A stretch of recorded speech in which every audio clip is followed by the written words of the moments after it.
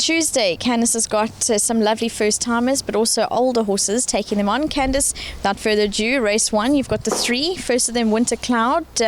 She had no early pace last time. She was very green first time. I actually didn't think she'd be as green as what she was, funnily enough, because she's not really green at home at all. So she was very green, but she finished her race off well. I think that run will obviously have brought her on along, and looking at it, there's quite a lot of first timers in there, and obviously just the one filly that ran second first time out. So yeah, if she's made the improvement that she needs to have made, she should be competitive.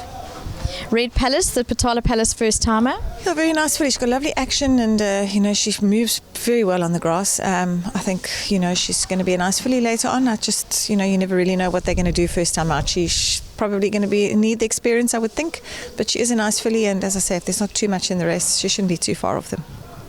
Distant Winter, what a Winter first timer. Also a nice filly, and she shows a bit at home.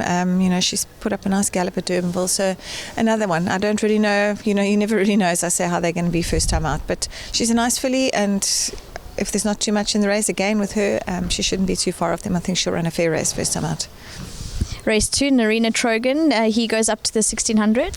Yeah, unfortunately I picked a very competitive field for him. It's a really strong race, and also never gets a draw. Again, we're drawn out wide, so he's always having to make up a lot of ground, as he did last time. But he's fit and well at the moment, and I think looking for this sort of trip. So it all just depends, if we're not too far back, and also, on the strength of that field. But he's a nice little horse, and he's improving all the time, and he'll run well. Race 3, Max the Otter. Candice, he's a very consistent sort. Yeah, he's obviously his main aim is heading for that 7 million rand race on Met Day. So this is a prep run for him over 1400. He's doing nicely at home.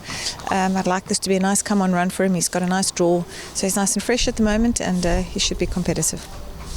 Silent Trigger, did he need his last run? Yeah, he'd been off for quite some time, and I just threw him over a sprint of 1,000 metres. It's way too short for him. I think he'll be much better suited to this sort of trip. I still think that he might just need another run before he's back to best. Race 6, Leader Mary Dance, Up and Trip. Yeah, look, he's a horse that wants ground, but he hasn't shown a lot as of yet, Vicky, at home. So, yeah, I think he needs quite a bit of improving to do, so I can't really fancy his chances here.